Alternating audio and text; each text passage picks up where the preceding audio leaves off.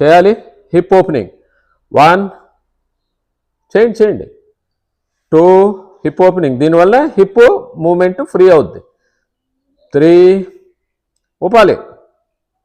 4 5 swing చేయాలి పైకి కిందకి. 6 చేయాలి. 7 8 9 ఊపాలి. దీనివల్ల హిప్ మూమెంట్ ఫ్రీ అవుతుంది, హిప్ మొబిలిటీ ఫ్రీ అవుతుంది. ఓకే.